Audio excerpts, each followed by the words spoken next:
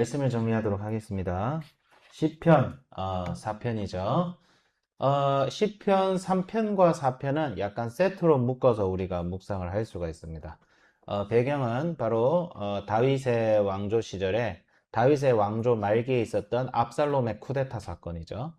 압살롬은 다윗이 총애하는 아들이었어요. 하지만 다윗 가문의 저주가 본격적으로 임할 때가 있었죠. 그때가 언제였냐면 바로 다윗의 밧세바 범죄 사건입니다.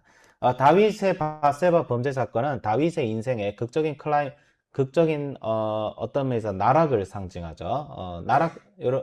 나락이라는 말 들어봤죠? 어떤 인플루언서나 스타가 좋은 명성을 자랑하다가 어떤 구설수에 휘말려서 이제 대중들의 지탄을 받는. 근데 다윗이 지금 그런 상태였어요.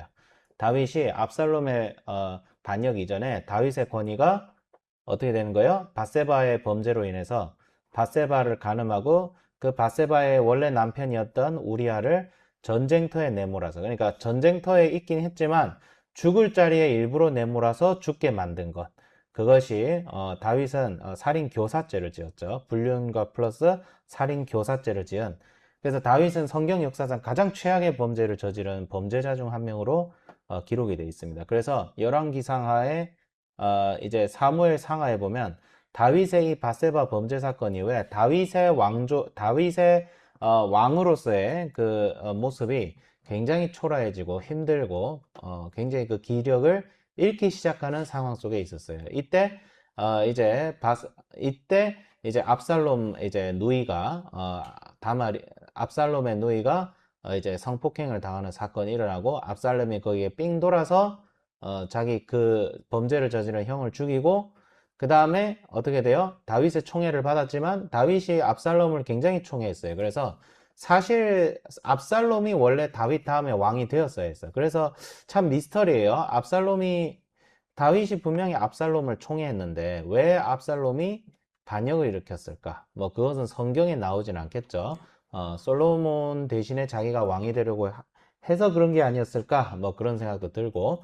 근데 압살롬이 반역을 일으켰을 때 다윗이 정말 큰 위기였습니다. 왜냐하면 다윗이 전쟁 준비가 안 돼 있는 상황에서 압살롬이 기습을 했으면 이제 다윗은 죽었거든요. 근데 하나님께서 다윗을 도우시죠. 하나님께서 다윗을 도우셔서 이제 이제 다윗의 충신이었다가 압살롬 편에 붙은 아히도벨의 모략을 하나님께서 무력화시키시고, 그래서 다윗이 전력을 재정비하고 압살롬의 반란을 진압할 수 있는 기회를 하나님께서 허락하셨어요. 그래서 이것이 참 다윗의 통치의 후반부에 있었던 그 끔찍한 비극, 자기 아들을 잃을 수밖에 없던 이 비극 속에서 다윗이 지었던 시입니다. 그래서 이 시편을 읽을 때 이 시편의 저자인 다윗이 도대체 어떤 상황 속에서 이 노래를 부르고 있는가를 항상 생각해야 돼요. 다윗 인생의 최악의 날이었어요.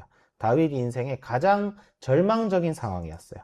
그런 절망적인 상황 속에서 이 시편을 우리가 묵상을 해야 됩니다. 1절은 내 위의 하나님이여 내가 부를 때 응답하소서 곤란 중에 나를 너그럽게 하셨사오니 내게 은혜를 베푸사 나의 기도를 들으소서. 그러니까 곤란 중에 나를 너그럽게 하셨다라는 말에 주목을 할 필요가 있습니다. 하나님께서는 우리에게 은혜를 주시고 우리에게 위로를 주시는데 뭐 중에서 주신다는 거예요? 곤란한 중에, 어려움 중에.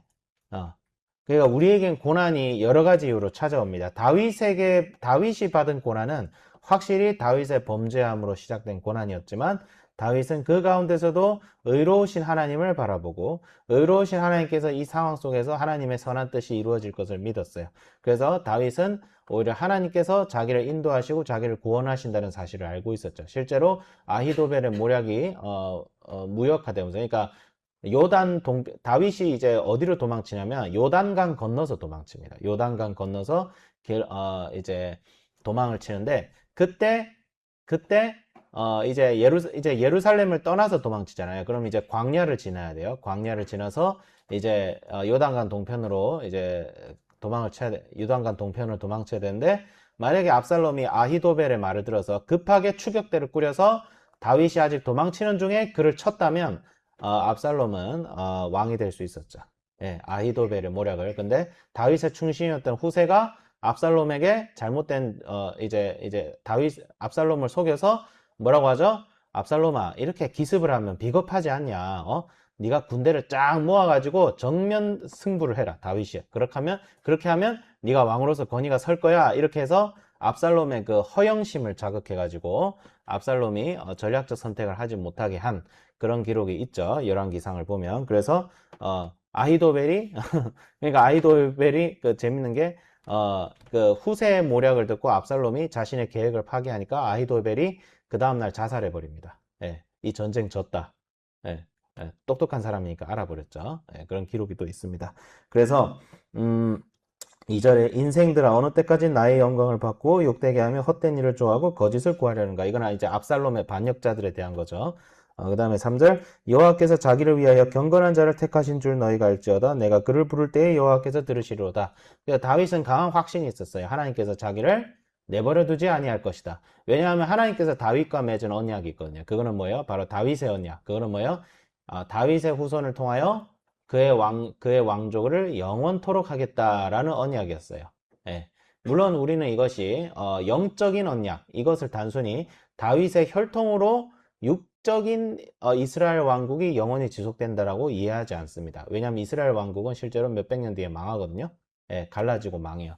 하지만 예수님께서 다윗의 자손이 예수님이 오심으로써 그분의 나라인 교회가, 그분의 나라인 하나님 나라가 지금부터 영원토록 세워져 가는 것을 통해서 하나님께서는 다윗의 언약을 성취시키죠. 성취시키는데 다윗은 어쨌든 그런 하나님의 언약과 약속을 믿고 있었어요. 자기가 어려울 때에, 자기가 힘들 때에 하나님께서는 분명히 비록 내가 죄인이고 내가 비록 죄를 범하고 이 자리에 있지만 내가 이 죄를 돌이키며 주님의 손을 붙잡기를 놓치지 않을 때 하나님께서 내 손을 붙잡아 주실 것이다. 하나님께서 나를 이끌어 주실 것이다. 라는 강한 믿음을 가지고 있었습니다. 그 믿음은 단순히 주관적인 확신이 아니라 하나님의 말씀에 나온 그 약속에 의한 확신이었죠.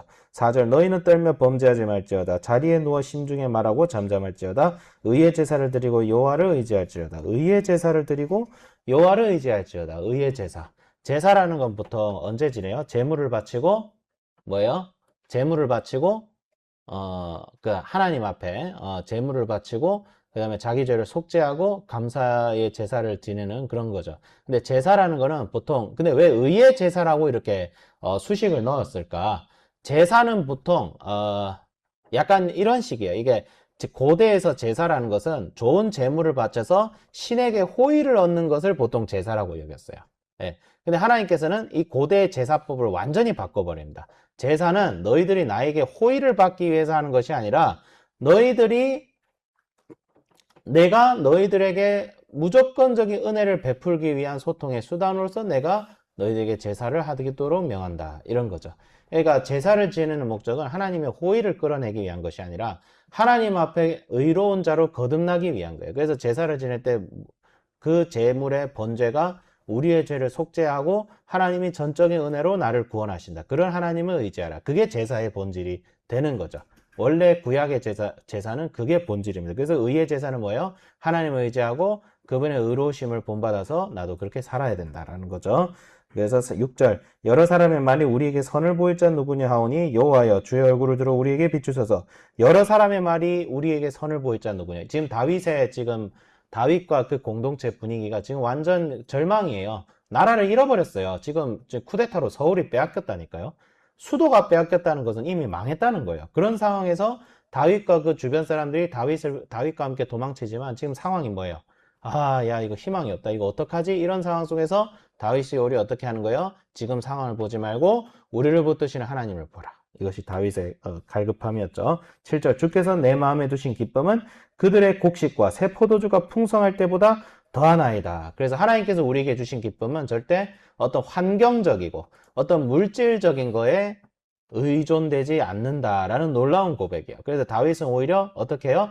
하나님께서 나에게 보이신 그 뜻이 분명해지니까 다윗은 오히려 평안을 느낍니다. 하나님께서 나에게 왜 이런 고난을 허락하시고 왜 이런 어려움을 허락하시고 그럼에도 하나님께서 나를 향한 뜻이 하나님께서 나를 건지시겠구나 그 확신을 다윗이 얻었죠. 지금 상황을 보니까 그러니까 어떻게 돼요? 다윗이 오히려 내가 재물이 많고 내가 돈이 많고 내가 왕궁에서 떵떵거릴 때보다 오히려 다윗은 더 큰 평안을 얻어요. 하나님의 선하신 뜻이 확인이 될 때 다윗은 더 큰 평안을 얻어요. 왜? 다윗은 영적인 사람이거든요. 다윗은 영적인 사람이기 때문에 세상 사람들처럼 그렇게 살 수가 없는 거예요. 그렇기 때문에 다윗은 얻고, 그 다음에 8절, 내가 평안히 눕고 자기도 하리니 나를 완전히 안전히 살게 하시는 이는 오직 여호와이시니다. 그래서 우리의 신앙, 우리의 삶에 있어서 하나님을 마주하는 삶을 살자. 그래서 우리가 인생에 어떤 어려운 일이 있고 또 우리를 괴롭히는 어떤 원수 같은 사람들을 보면 하나님 얼굴 찾기가 참 쉽지가 않아요.